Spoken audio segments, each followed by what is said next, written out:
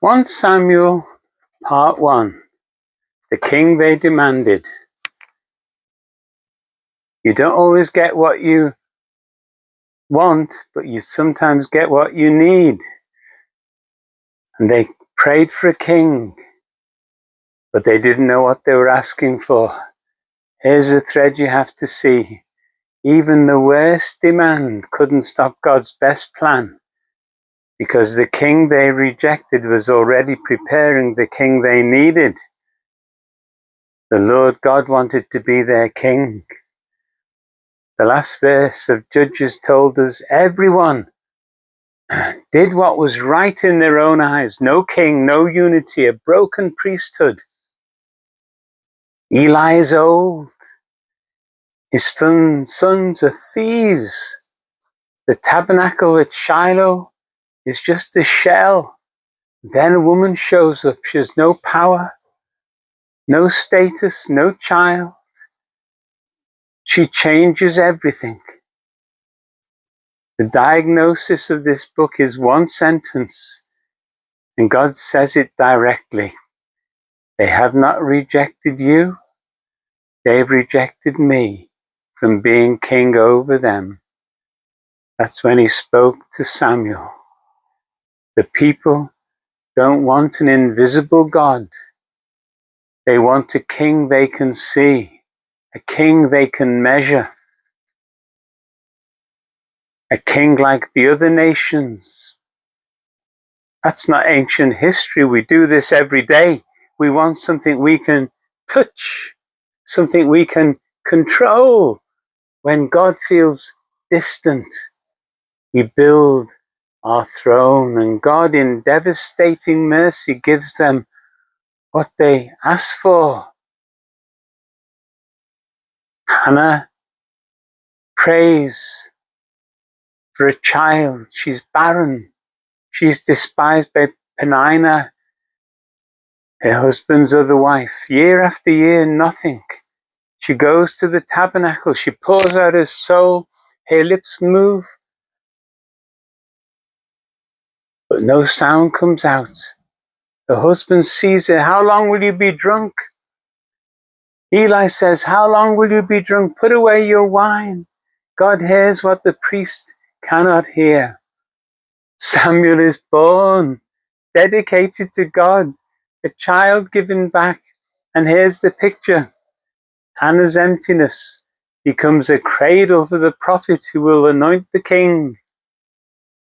God always works this way. He enters through the barren places, through what looks dead, through what the religious establishment dismisses. Hannah is a picture of every person who's ever cried out from emptiness. Have you ever done that? And found that God was already listening. We come to Saul. He was shoulders up. He towers. He's handsome. He's the king you'd pick, the king you'd vote for, the king you'd put on a poster. For a while it works. He wins battles. The people celebrate. But then comes the test. God says, destroy the Amalekites, the wicked Amalekites, everything, spare nothing. But Saul keeps the best livestock. He spares the king. Samuel arrives. What's this bleating of sheep in my ears? Saul blames the people, blames the circumstances, builds a monument to himself. Samuel speaks the words that echo through the scripture. To obey is better than sacrifice. Spirit leaves Saul. The king who looked the part couldn't keep the part. Saul is a picture of every leader who let you down. Every person whose image was bigger than their obedience. The people wanted a king. They could see. Now they're watching him crumble. Samuel is sent to Bethlehem, to Jesse's house. Jesse lines up his sons, 7 of them. Samuel looks at the firstborn.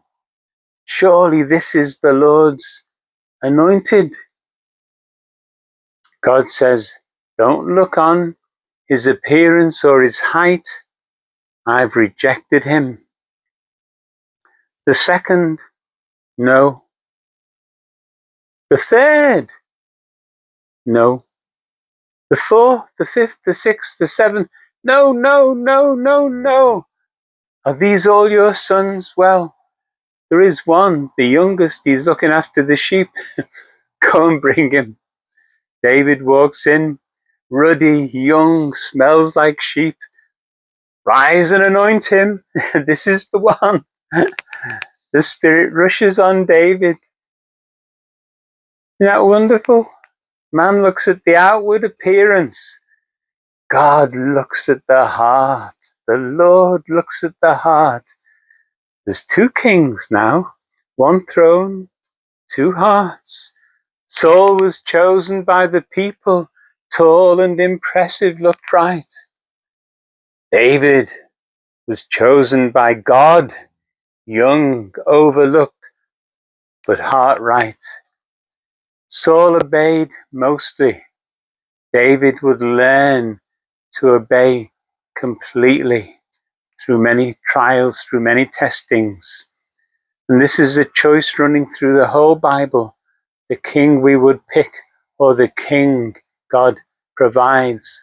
The people demanded a visible king. God was already preparing the invisible king, born in the same Bethlehem, anointed by the same Spirit, a shepherd who would lay down his life.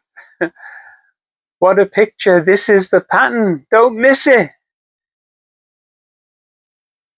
When I lost my father, when I was a young man, I wanted answers I could hold, a God I could measure, a God I could see,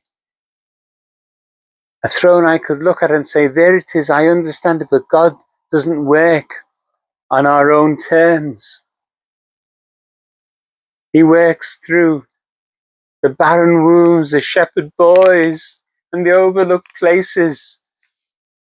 I discovered God by his Spirit, by his Holy Spirit. I found the comfort of God. What visible things are you chasing because the invisible God feels too far away? He hasn't rejected you. He's been preparing something you can't see yet. God's got a wonderful plan in your life.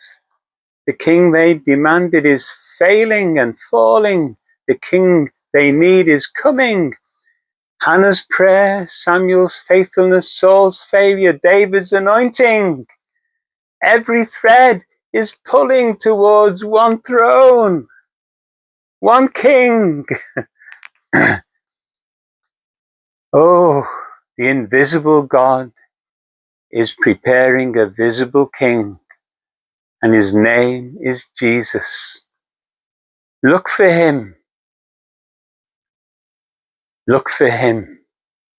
If you like this, do please like, subscribe, and part 2 drops next. Which moment in part 1 speaks loudest to you right now? I'd love to hear your comments. God bless you.